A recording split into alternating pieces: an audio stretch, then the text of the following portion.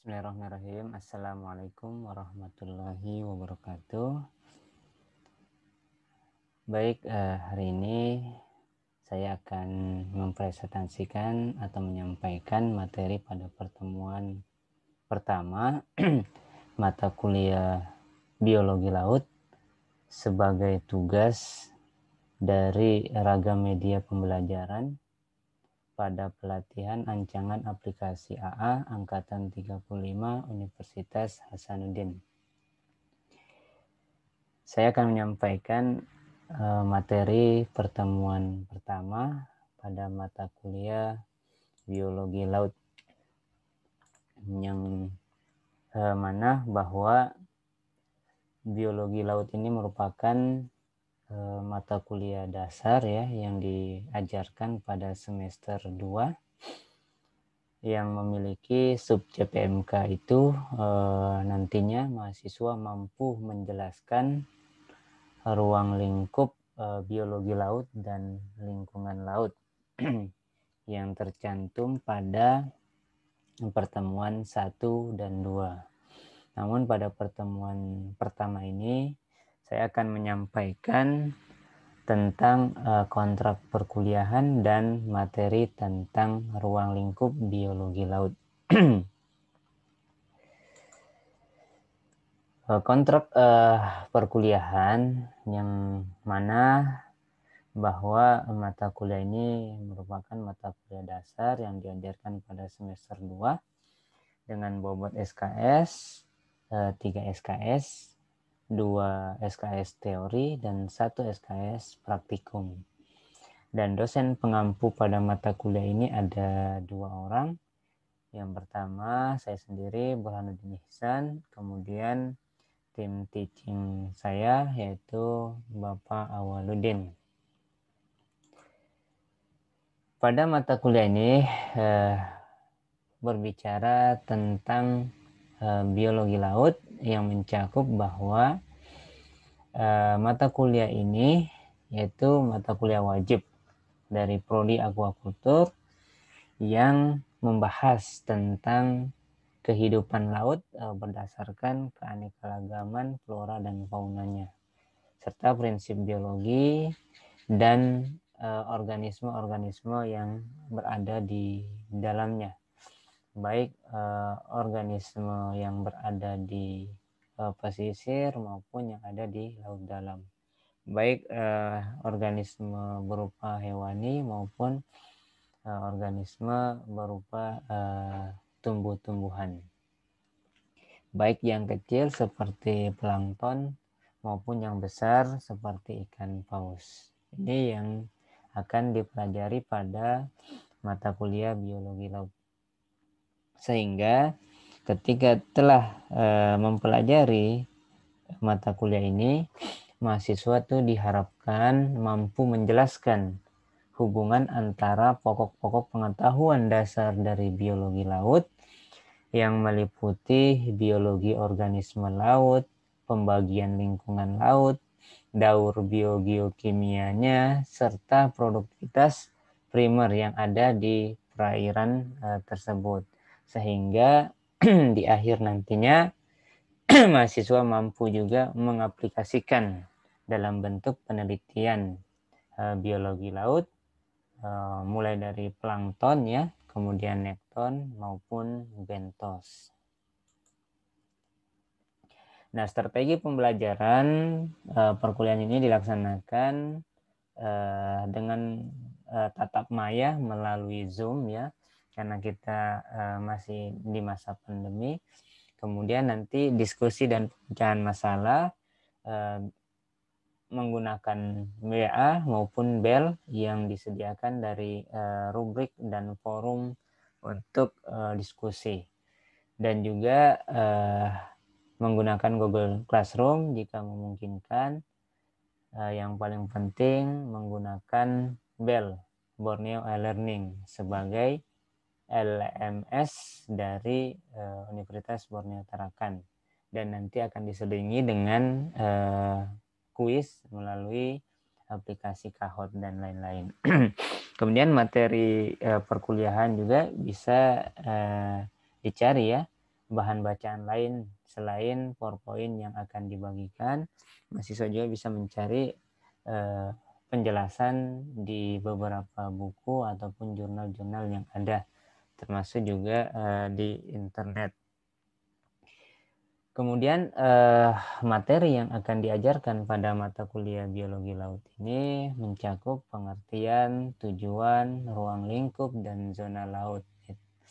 Kemudian ada keanekaragaman organisme laut seperti plankton, nekton, dan bentos. Ada daur biogeokimia ya, termasuk nantinya nitrogen ya, kemudian ada oksigen, kemudian maksudnya karbon ya, kemudian ada fosfor, dan termasuk juga bagian dari sulfur ketika ada di perairan. Kemudian yang keempat ada ekosistem laut ya, misalkan nanti mangrove yang kita juga akan pelajari, terumbu karang, padang lamun. Dan terakhir nanti kita akan membahas tentang arah dari penelitian biologi laut ini. Nah, kriteria dan standar penilaian ya seperti biasa. Jadi pembagiannya itu tugas 30%. Nanti tugas ini ada tugas terstruktur, ada tugas mandiri, ya termasuk juga kuis. Kemudian ada ujian tengah semester dan ada juga ujian akhir semester yang memiliki bobot 40%, sehingga nantinya bisa mencapai 100%. Dan nilai ini itu merupakan kewenangan dari tim dosen pengampu mata kuliah ini yang diakumulasi dari tugas-tugas yang ada, kemudian ujian ya UTS dan UAS, sehingga diakumulasi nanti akan keluar nilainya. Kalaupun ada yang komplain, nanti kita akan buka ya keterbukaan untuk melihat nilai serta apa yang mereka telah dapatkan dari perkuliahan. Itu bagian dari kontrak perkuliahan. Selain itu ya aturan-aturan yang biasa ya, 15 menit dari waktu yang kita tentukan, walaupun ini berkaitan dengan tatap maya ya, nanti tidak bisa masuk absen ya, kecuali nanti kalau menggunakan bel ya, nanti kita akan tentukan waktu absennya. Mulai perkuliahan nanti batas absennya 15 menit, kemudian nanti dia bisa, yang penting absen dulu. Kalau mau belajar materinya itu bisa kapan saja kalau sudah diupload di bel. Nah, dalam pertemuan pertama ini saya akan menyampaikan materi tentang biologi laut ya, yang akan kita bahas, yaitu pengertian biologi laut dan nanti ruang lingkup dari biologi laut. Lalu apa itu biologi laut? Biologi laut itu merupakan cabang ilmu biologi yang mempelajari tentang interaksi organisme yang berada di laut. Jadi interaksi itu penting ya, yang perlu kita ketahui di antara organisme-organisme yang ada di laut. Baik itu organisme dasar ya, organisme perenang cepat, maupun organisme yang kecil, baik dia sebagai penghasil atau biasa disebut dengan autotrof ya, maupun juga yang bersifat heterotrof yang tidak mampu membuat makanan sendiri. Nah, misalkan autotrof ya golongan dari tumbuh-tumbuhan laut ya, seperti mangrove ya, padang lamun. Kemudian ada juga dari jenis fitoplanktonnya yang juga akan memproduksi oksigen sebagai suplai dari organisme-organisme yang ada di laut. Nah, selain itu juga biologi laut ini itu mencakup hubungan antara organisme satu dengan yang lain, serta distribusi pembagiannya. Karena di dalam zona laut itu nanti akan terbagi, ada yang organisme hidup di bagian pasang surut akan berbeda dengan organisme yang ada di laut dalam. Termasuk juga pembagian secara vertikal, akan beda organisme yang ada di atas perairannya, di permukaan perairan, dengan organisme yang ada di dasar perairan atau kedalaman tertentu. Dan ini akan dipengaruhi oleh parameter-parameter yang ada, yaitu mulai dari parameter biologinya ya, makhluk hidup yang ada di sekelilingnya, termasuk kemudian ada faktor fisikanya, bagaimana suhunya ya, bagaimana kecerahannya, kekeruhannya ya, intensitas cahayanya.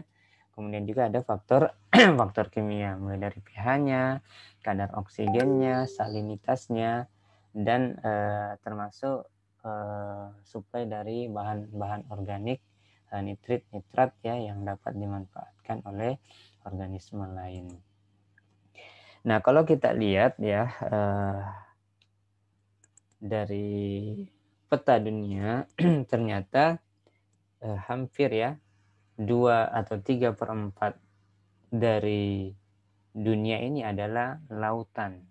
Jadi memang sangat besar lautan, sehingga potensi laut itu sangat penting untuk diketahui. Sehingga mata kuliah biologi ini menjadi suatu hal yang perlu kita pelajari di dalam dunia perikanan, karena dia mencakup mengenai organisme-organisme yang ada di laut, baik yang berpotensi besar maupun yang berpotensi kecil, baik yang bernilai ekonomis maupun yang tidak bernilai ekonomis. Intinya kalau kita berbicara laut, potensinya sangat besar ya, yang bisa kita gali dan kita bisa manfaatkan. Dan ini masih banyak yang bisa kita telusuri. Namun saya hanya ingin menyampaikan bahwa laut yang luas itu dan yang sangat dalam itu ternyata ada pembagiannya dari ruang lingkupnya ya. Jadi ruang lingkup biologi laut itu bukan hanya yang berada di bagian wilayah pasang surut saja, tetapi juga sampai ke laut dalam dan yang paling dalam. Misalkan saja pembagian ruang lingkup lautnya, yaitu ketika kita mengukur secara horizontal, maka wilayah laut itu bisa dibedakan menjadi 3 ya. Yang pertama ada wilayah laut, yaitu litoral atau yang biasa disebut dengan wilayah pasang tertinggi sampai surut terendah. Nah, itulah batas dari wilayah litoral. Kemudian ke arah laut nanti ada yang namanya neritrik. Nah, neritrik ini adalah mulai dari surut terendah hingga sampai pada kedalaman 200 meter atau intensitas cahaya masih berpengaruh. Nah, kemudian nanti yang ketiga ada namanya oceanic, atau oceanic ini disebut dengan laut terbuka ya, yaitu mulai dari kedalaman yang 200 meter sampai lepas pantai hingga kedalaman 10.000 meter bahkan lebih. Nah, dari pembagian-pembagian ini ternyata organisme juga yang hidup di dalamnya itu juga sangat beraneka ragam. Dan keanekaragaman inilah yang nanti akan kita pelajari dan akan kita bahas pada pertemuan berikutnya, karena ini penting, menyangkut organisme-organisme yang ada di laut, mulai dari yang ada di permukaan, kemudian yang ada di kolam air maupun yang ada di dasar perairan. Karena ini tugas ya yang penyampaiannya sekitar 10 menit saja, maka saya cukupkan sampai di sini. Sebenarnya penjelasannya masih banyak yang bisa kita jelaskan, tetapi sekali lagi karena berkaitan dengan tugas, maka saya cukupkan sampai sini dan terima kasih. Saya tutup dengan ucapan wassalamualaikum warahmatullahi wabarakatuh.